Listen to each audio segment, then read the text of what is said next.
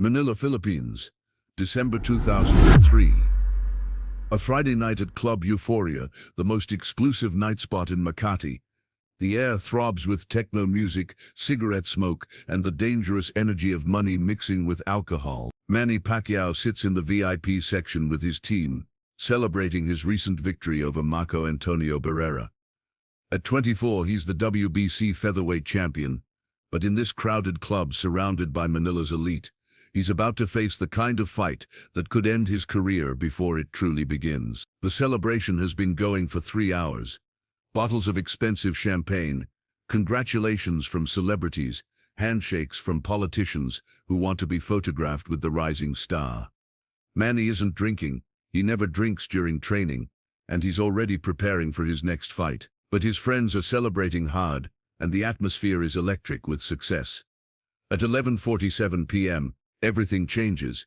It starts with a misunderstanding, or maybe it starts with jealousy, or maybe it starts with the kind of territorial stupidity that happens when big men feel small around famous people. Ricardo "Tank" Molina doesn't like boxers. As head of security at Club Euphoria, he's dealt with plenty of athletes who think their fame gives them special privileges. Tank is 6'4", 280 pounds of muscle and bad attitude, with a shaved head covered in scars and the kind of dead eyes that come from years of hurting people for money. He's been watching Manny's table all night, waiting for trouble. When one of Manny's friends accidentally bumps into a waitress carrying drinks, spilling champagne on another customer's expensive shirt, Tank sees his opportunity. "You need to pay for that shirt," Tank says, appearing at their table like a storm cloud. Manny looks up from his conversation. "Of course. How much?" 5,000 pesos. Manny's manager Rod Nazario laughs. 5,000 for a shirt? That's ridiculous. Tank's face darkens. "You calling me a liar?" The music seems louder suddenly. Other customers start noticing the commotion. Manny feels the familiar tightness in his chest that always comes before trouble. "Nobody's calling anyone a liar," Manny says calmly. "We'll pay for the shirt. Just tell us the real cost." "I told you the cost, 5,000 pesos, plus 1,000 for the inconvenience." Rod stands up. "This is extortion. We're not paying." Tank's hand shoots out, grabs Rod by the shirt, and slams him back into his chair. The sound of impact cuts through the music like a gunshot. "You'll pay what I tell you to pay," Tank says quietly. That's when Manny Pacquiao makes his first mistake. He stands up. At 5'4", 26 pounds, Manny looks like a child next to Tank's massive frame. The size difference is so dramatic that several people at nearby tables stop talking to stare. "Take your hands off my friend," Manny says, his voice barely audible over the club's pounding bass. Tank turns to look at him, and for a moment, his expression shows genuine surprise. Then it shifts to amusement. "You're that boxer, right, Pacquiao?" Tank grins, showing gold teeth. "Sit down, little man. This doesn't concern you. It concerns me now." The words carry more weight than they should. Something in Manny's tone makes Tank pause, makes him really look at the small man standing across from him. But Tank has been hurting people for 15 years. He's bounced drunk businessmen, ejected gang members, broken bones when necessary. A little boxer doesn't scare him, no matter how many fights he's won on TV. "You want to play hero?" Tank asks. "In my club? I want you to let go of my friend and apologize." Tank's laugh is ugly. "Or what? You'll box me? This isn't a ring, champion. This is the real world." That's when Tank makes his mistake. He reaches for Manny. Tank's massive hand clamps down on Manny's shoulder like a vise. His fingers, thick as sausages, dig into the muscle with crushing force. The intent isn't just to restrain, it's to hurt, to humiliate, to show everyone in the club that fame means nothing when you're dealing with real violence. Manny's first instinct is to break free using technique, but Tank's grip is positioned perfectly to prevent any martial arts. The bouncer knows what he's doing. This isn't his first time restraining someone who thinks they can fight. "Now you're going to sit down and shut up while I handle your friend," Tank says, increasing the pressure on Manny's shoulder. The pain is immediate and intense. Tank's grip finds nerve clusters, pressure points that send shooting pain down Manny's arm. Worse than the physical pain is the psychological assault, being manhandled in front of his friends, his fans, people who believe he's invincible. "Let me go," Manny says quietly. "I don't think so. I think you need to learn some respect." Tank starts pushing Manny toward the exit, using his size advantage to move him like a rag doll. The crowd parts, some people pulling out phones to record what looks like the humiliation of a world champion. Manny tries to twist free, but Tank adjusts his grip, now using both hands to control Manny's arms behind his back in a restraint hold he learned from his years doing security for drug dealers. "Stop resisting, little man. You're just making this worse." That's when Manny realizes what's happening. This isn't about the shirt anymore, if it ever was. This is about power, about a big man proving he's tougher than a famous fighter, about humiliation as entertainment. The club's music pounds on, but Manny can hear individual voices now. Is that really Pacquiao? Somebody's getting handled. Should we call the police? Get your phones out. The thought of this ending up on social media, of his family seeing him being dragged around like a child, ignites something primal in Manny's chest. "Let me go," he says again, his voice carrying a new edge. "Not happening, champion." Tank's grip tightens impossibly. Manny can feel bruises forming, can feel his circulation being cut off. In 30 seconds his hands will be numb. In 60 seconds he might lose consciousness from the pressure on his neck. Professional fighters train for controlled violence with rules, referees, medical staff. This is different. This is the kind of situation where people get permanently injured or killed, where one wrong move can end careers or lives. But Manny Pacquiao didn't grow up in a middle-class home learning to de-escalate conflicts. He grew up on the streets of General Santos City, where survival meant knowing when talking stops and fighting begins.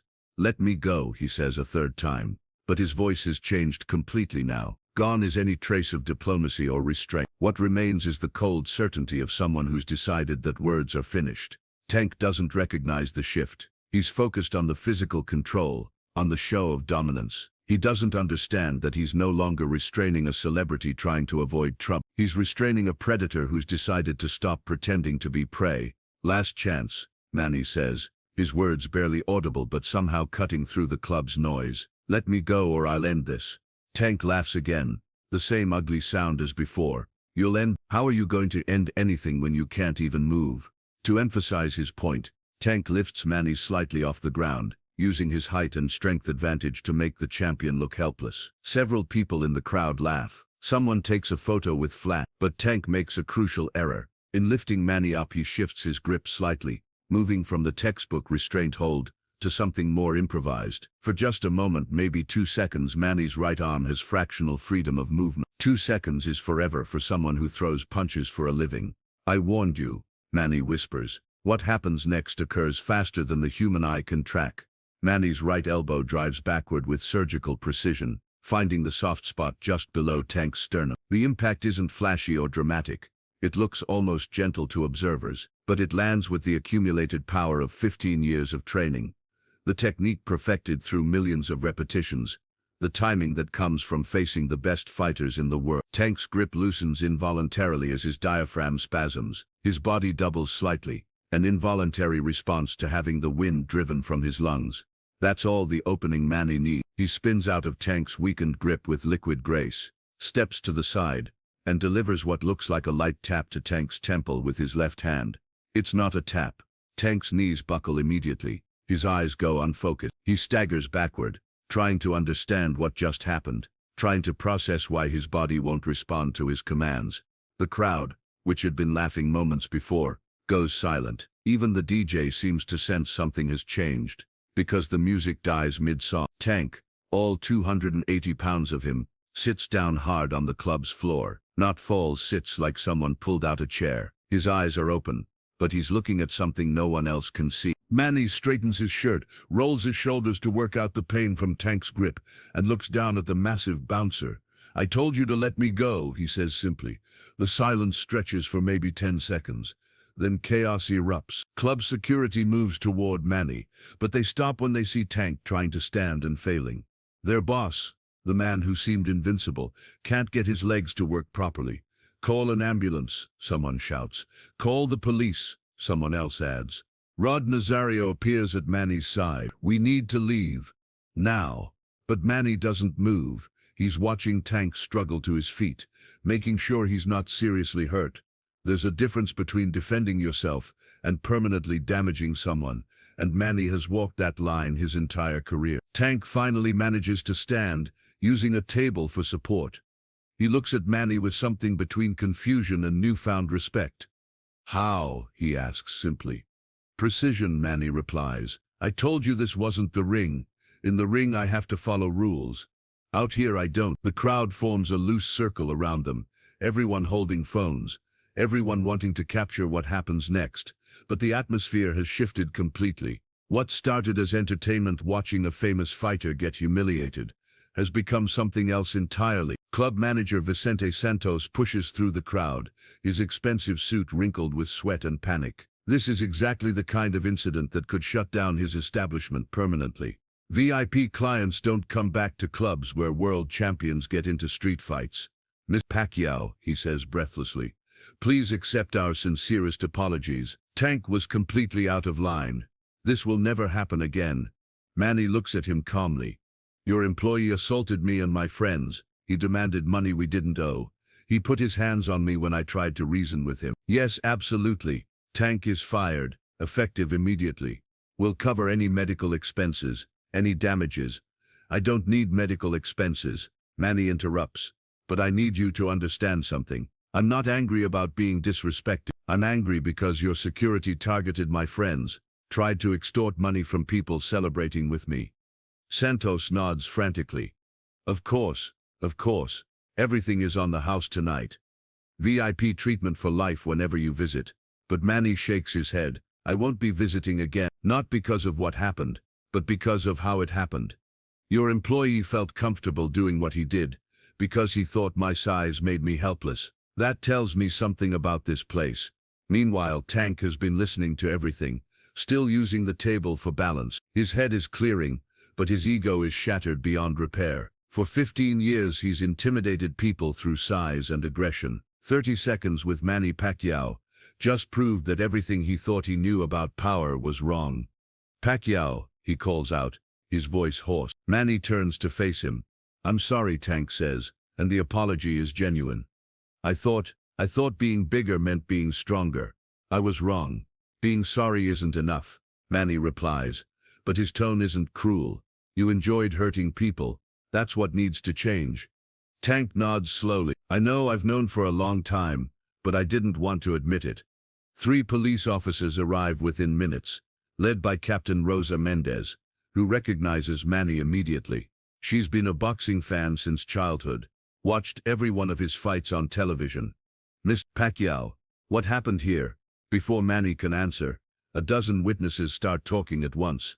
Everyone tells the same story. The bouncer started it. The boxer finished it with surgical precision and remarkable restraint. Captain Mendez interviews Tank separately. He admits to grabbing Manny, admits to the extortion attempt, admits to escalating a situation that should have been resolved with an apology and reasonable compensation for a spilled drink. "Do you want to press charges against Mr. Molina?" she asks. Manny considers this for a long moment. He looks at Tank, who's sitting in a chair, provided by club staff, holding an ice pack against his temple. "No," he says finally, "but I want him to understand something. Next time he puts his hands on someone smaller than him, he might not be dealing with someone who knows when to stop." Captain Mendez nods. "Tank, you're banned from working security anywhere in Makati. Word will spread to other districts. Find a different line of work. No charges are filed." The club's management, embarrassed by their employees' behavior, offers to comp everything for Manny's table and promises Tank will never work in their establishment again. But the story doesn't end there. Within an hour, grainy cell phone footage appears on social media. The video quality is poor, the audio muffled by club music, but the sequence is clear. Massive bouncer grabs small boxer gives warning, small boxer ends the confrontation with minimal force. By morning, it's on every Filipino news website. By afternoon, international sports media picks it up. The headlines vary. Pacquiao defends himself against club bouncer. Boxing champion shows restraint in real-world altercation. Size doesn't matter. Pacquiao's street fight goes viral.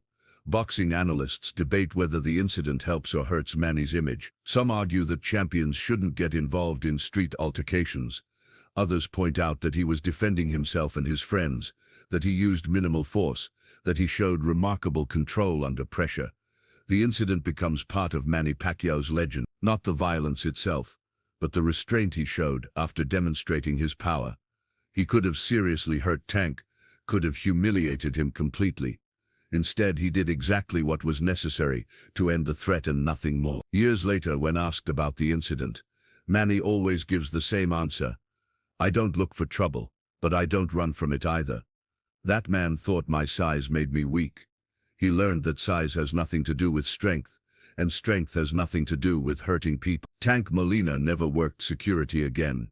Not because he couldn't find jobs, but because he lost something that night: the casual cruelty that let him hurt people for entertainment. He became a boxing trainer instead, teaching young fighters that technique matters more than size, that respect is earned through skill rather than intimidation. The incident became part of Manny Pacquiao's legend, not the violence itself, but the restraint he showed after demonstrating his power. He could have seriously hurt Tank, could have humiliated him completely. Instead, he did exactly what was necessary to end the threat and nothing more. Because sometimes, the most important battles aren't the ones you win, but the ones you end quickly enough to prevent real damage to everyone involved. And sometimes, the greatest show of strength is knowing exactly how much force to use and when to stop using it. That night at Club Euphoria, Manny Pacquiao proved something more valuable than any championship: that real power comes with real responsibility, and that the strongest people are often the ones who choose not to destroy when they have the ability to do so. Tank learned that lesson the hard way, but he learned it, and that made all the difference.